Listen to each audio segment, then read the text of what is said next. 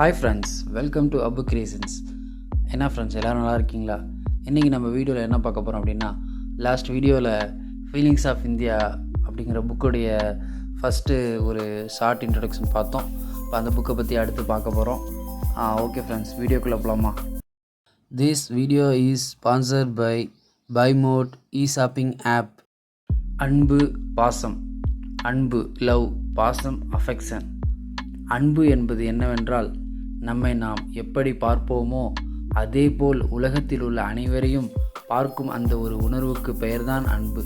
நம்மிடம் மற்றவர்கள் எப்படி நடந்து கொண்டால் நமக்கு பிடிக்குமோ அதேபோல் நாம் மற்ற அனைவரிடமும் நடந்து கொள்ளும் தன்மைக்கு பெயர்தான் அன்பு. அன்பை குறிப்பிட்ட ஒருவருக்கு மட்டுமே கொடுத்தால் அதற்கு பெயர்தான் பாசம். பாசத்தை அனைவருக்கும் ஒரே மாதிரி கொடுத்தால் அதற்கு பெயர் அன்பு. அன்பு என்பது புனிதமானது, நிரந்தரமானது. பாசம் என்பது கண்மூடித்தனமானது. நாம் அனைவரும் அன்புக்கும் பாசத்திற்கும் வித்தியாசம் தெரிந்து வைத்திருக்க வேண்டும். அப்பொழுதுதான் நட்பு, உறவு ஆகியவை தெளிவாக இருக்கும். எனது குழந்தை, உறவு, சொந்தம், நண்பர் அவர்களுக்கு மட்டும் அதிக அக்கறையும், மற்றவர்களுடைய குழந்தை, உறவு, சொந்தம், நண்பர்களிடம் மிக குறைந்த அக்கறையும் காட்டுவது பாசம். எனது குழந்தை, உறவு, சொந்தம், நண்பர் மற்றும் அடுத்தவர் குழந்தை, உறவு, சொந்தம், நண்பர் ஆகிய அனைவரிடமும் பாரபட்சம் இல்லாமல் அக்கறை வைத்திருப்பது அன்பு. அதற்காக அன்புதான் சிறந்தது, பாசம் தவறானது என்று எடுத்துக்கொள்ள வேண்டாம். இரண்டுக்கும் உள்ள வித்தியாசத்தை புரிந்து கொள்ள வேண்டும். அன்பு இருக்க வேண்டிய இடத்தில் அன்பு இருக்க வேண்டும், பாசம் இருக்க வேண்டிய இடத்தில் பாசம் இருக்க வேண்டும். நாம் நமக்கு கொடுக்கும் முக்கியத்துவத்தை அடுத்தவர்களுக்கு கொடுக்கும் பண்புதான் அன்பு. அன்பை அனைவருக்கும் கொடுங்கள். அன்பை திருப்பி கொடுக்கும் நபர்களுக்கு சேர்த்து கொடுங்கள். அன்பை திருப்பி கொடுக்காத நபர்களுக்கு உங்கள் அன்பை கொடுக்காதீர்கள். அப்படி கொடுத்தால் திரும்ப எதிர்பார்த்து ஏமாந்து மன உளைச்சல் அடையாதீர்கள். இதை பற்றி ஆசை அலைகள் என்ற படத்தில் கவிஞர் கண்ணதாசன் விளக்கமாக ஒரு பாடல் எழுதியிருக்கிறார். இந்த பாடலை தயவுசெய்து யூடியூபில் டவுன்லோட் செய்து தினமும் ஒரு முறையாவது கேளுங்கள். அள்ளி அள்ளி கொடுத்த போதும் குறைவில்லாத கள்ளருக்கும் காவலருக்கும் எளிமையான உள்ளம் என்பதுள்ளவர்க்கு உண்மையானது. உலகம் என்பதுள்ளவரை உறுதியானது. அன்பு என்பதே தெய்வமானது. அன்பு என்பதே இன்பமானது. மதத்தின் மீது வைத்த அன்பு பக்தியானது. மனிதன் மீது வைத்த அன்பு பாசமானது. இதயம் மீது வைத்த அன்பு உண்மையானது. ஏழை மீது வைத்த அன்பு கருணையானது. அறிவில்லாத மனிதர் உள்ளம் அருளில்லாதது. அருளில்லாத மனிதர் உள்ளம் பணிவில்லாதது. அன்பு என்பதே தெய்வமானது. அன்பு என்பதே இன்பமானது. அன்பே தெய்வம். காதல், லவ். நமக்கு ஒரு நபரை மிகவும் பிடித்து நமக்கு சொந்தமாக்கி அவரோடு ஒன்றாக வாழ்ந்தால் நன்றாக இருக்கும் என்ற எண்ணம் வரும்பொழுது அதற்கு பெயர் காதல். அன்பு என்பது வேறு, காதல் என்பது வேறு. ஆங்கிலத்தில் இரண்டுக்கும் வேறு வேறு பெயர் இருப்பதாக எனக்கு தெரியவில்லை. இரண்டுக்கும் லவ் என்றுதான் கூறுகிறார்கள். உலகில் உள்ள அனைவரிடத்திலும் ஒரே மாதிரி அக்கறை, பாசம் செலுத்தினால் அதன் பெயர் அன்பு. நமக்கு பிடித்து சொந்தமாக்கி கொள்ள நினைக்கும் நபர் மீது அன்பு, அக்கறை, பாசம் வந்தால் அதற்கு பெயர் காதல். காதல் என்பது எதிர்பார்ப்பு உடையது. அன்பு என்பது எதிர்பார்ப்பு இல்லாதது. காதல் என்பது நமது தேவைக்காக உருவாவது. அன்பு என்பது மற்றொரு தேவைக்காக பொதுவாக உருவாவது. காதல் என்பது ஒருவேளை ஒரு நாள் மாறக்கூடும். அன்பு என்பது எப்பொழுதும் மாறாதது. உதாரணமாக, ஒருவரை ஆரம்பத்தில் காதலிப்பார். சில நாட்களுக்கு பிறகு அவரது செயல்பாடு பிடிக்கவில்லை, எனவே நான் இப்பொழுது காதலிக்கவில்லை என்று கூறுவார். எனவே காதல் என்பது தேவை, சூழ்நிலை பொறுத்து மாறும். ஒரு அம்மா தன் குழந்தைகள் மீது நான் பாசம் வைத்து இருந்தேன், அவர்கள் செயல்பாடு பிடிக்கவில்லை, எனவே இப்பொழுது பாசம் வைக்கவில்லை என்று கூற மாட்டார்கள். குழந்தை என்ன தவறு செய்தாலும் பாசம் எப்பொழுதுமே இருக்கும். எனவே பாசம் என்பது நிரந்தரம். பிடிக்காத ஒரு நபரிடம் அன்பு, பாசம், அக்கறை, கருணை வரலாம். ஆனால் பிடிக்காத நபரிடம் காதல் வராது. நாம் எதிர்பார்க்கும் நமக்கு பிடித்த குணங்கள், அழகு, அறிவு உள்ள ஒரு நபர் மீது நாம் வைக்கும் ஒரு அன்புக்கு பெயர் காதல். நாம் எப்படி ஒருவரை காதலிக்கிறோமோ அதேபோல் அவரும் நம்மை காதலிக்க வேண்டும் என்று விரும்புவோம், எதிர்பார்ப்போம். நாம் காதலிக்கும் நபர் நாம் அவர்களை காதலிப்பது போலவே நம்மை காதலிக்கவில்லை என்றால் வருத்தம், கவலை, குழப்பம், சண்டை, ஊடல் வருவதற்கு வாய்ப்பு உள்ளது. காதல் மட்டும் இருந்தால் பிரிவு, சண்டை, குழப்பம் வருவதற்கு அதிக வாய்ப்புகள் உள்ளது. காதலுடன் அன்பு, பாசம், மரியாதை, நன்றியுணர்வு, அக்கறை என்ற பல விஷயங்கள் ஒன்று சேர சேர காதலுக்கு வீரியம் அதிகமாகிறது. தன்னிடம் அன்பு செலுத்தும் நபரை காதலிப்பதாக நினைத்து ஏமாந்த கதைகள் அதிகம். தன்னை காதலித்த நபரை அன்பு செலுத்துவதாக நினைத்து ஏமாந்த கதைகளும் அதிகம். அன்பு, பாசம், காதல் மூன்றுக்கும் வித்தியாசம் புரிந்துவிட்டாலே பல குழப்பங்கள் தீர்ந்துவிடும். இருவருக்கும் ஒரே மாதிரி காதல் உணர்வுகள் இருந்தால்தான் இருதலை காதல். ஒருவருக்கு மட்டும் காதல் உணர்வு இருந்தால் அது ஒருதலை காதல்.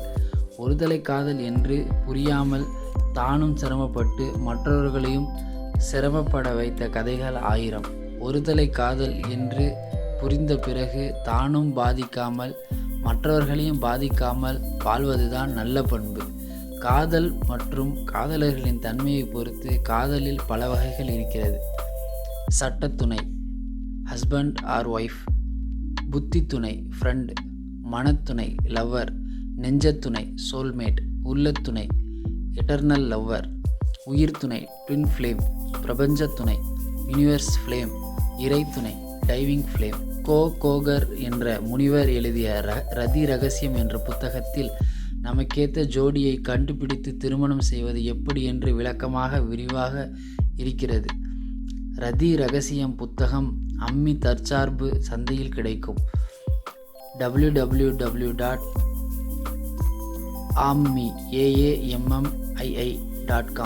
காதல் குதூகலமானது. காதல் தேட வேண்டாம், முன்னறிவிப்பு இன்றி வரும். அதன் வருகையை இதயம் உறக்கச் சொல்லும். காதல் ஒரு நாள் உங்களையும் வந்தடையும். அதை அள்ளி அணைத்து கொள்ளுங்கள். அன்பாக பார்த்து கொள்ளுங்கள். காதல் தங்கும், காதல் தயங்கும், காதல் சிரிக்கும், காதல் இனிக்கும், காதல் கவிதைகள் வரையும், காதல் கலங்கும், காதல் புலம்பும், காதல் ஓரளவுக்கு புரியும், காதல் விலகும், காதல் பிரியும். கதவுகளை மூடாமல் வழியனுப்புங்கள். காத்திருங்கள். ஒருவேளை காதல் திரும்பினால், தூரத்தில் தயங்கி நின்றால் அருகில் செல்லுங்கள். அன்பாக பேசுங்கள், போதும். காதல் உங்கள் வசம். உள்ளம் காதல் வசம். மாற்றங்கள் வினா, மாற்றங்களே விடை. அக்கறை, கேர். அடுத்தவர்களுக்கு என்ன தேவை, எது தேவையில்லை, என்ன பிடிக்கும், என்ன பிடிக்காது என்பதை அவர்கள் பேசுவதை வைத்து, அவர்களது கண்களை வைத்து, அவர்களது உடல் அசைவை வைத்து, அவர்களது அதிர்வுகளை வைத்து கண்டுபிடித்து அதில் தேவையான பிடித்தமான நல்ல விஷயத்தை மட்டும் செய்து தேவையில்லாத பிடிக்காத கெட்ட விஷயங்களை செய்யாமல் இருக்கும் குணம் கொண்ட ஒருவருக்கு அக்கறை உள்ள மனிதர் என்று பெயர். மேலே உள்ள விஷயத்தை திரும்ப திரும்ப படியுங்கள், சிந்தியுங்கள். நீங்கள் அக்கறை உள்ளவரா இல்லையா என்று உங்களுக்கே தெரிந்துவிடும். பொதுவாக 90% மனிதர்களுக்கு அடுத்தவர்கள் மீது அக்கறை இல்லை. இதுதான் குடும்பத்தில், சமூகத்தில் உள்ள பிரச்சனைகளுக்கு அடிப்படை காரணம். சிலர் தன் மீது 100% அக்கறை செலுத்துவார்கள். இவர்கள் சுயநலவாதிகள் அல்ல, சுய அன்பு செலுத்துபவர்கள். இது தவறல்ல. சுய அன்பு நல்லது. சுயநலம் என்பது வேறு, சுய அன்பு என்பது வேறு. சுயநலம் கெட்டது, ஆனால் சுய அன்பு நல்லது. நம்மிடம் யாராவது அக்கறையுடன் பழகினால் அவர்களை நமக்கு நன்றாக பிடிக்கும், மேலும் அதை விரும்புவோம். இதேபோல் நாம் மற்றவர்களிடம் அக்கறையோடு நடந்து கொள்கிறோமா என்பதை சிந்தியுங்கள். அக்கறை என்ற வார்த்தைக்கு மிக சரியான உதாரணம் அம்மா. ஒரு அம்மா தன் குழந்தையின் மீது வைத்திருக்கும் உணர்வு மிக மிக அக்கறையோடு இருக்கும். எந்த ஒரு எதிர்பார்ப்பும் இல்லாமல் தன் குழந்தைக்கு என்ன வேண்டும் என்பதை யோசிக்கும் தாய்தான் அக்கறையின் அர்த்தம். அடுத்தவர்களுக்கு என்ன வேண்டும், என்ன பிடிக்கும், என்ன தேவை என்பதை அவர்கள் சொல்லாமலே புரிந்து கொள்ளும் தன்மை சிலருக்கு மட்டுமே உள்ளது.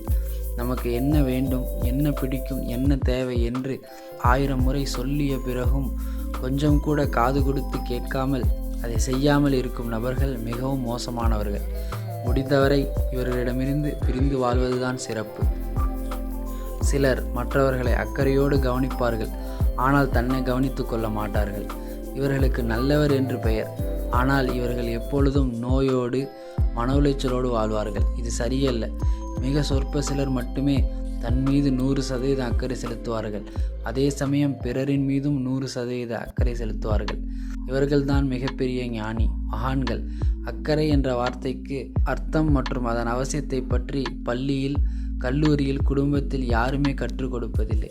இதுதான் உலகில் உள்ள பல சண்டைகளுக்கும், ஏமாற்றங்களுக்கும், மன உளைச்சலுக்கும் அடிப்படை காரணம்.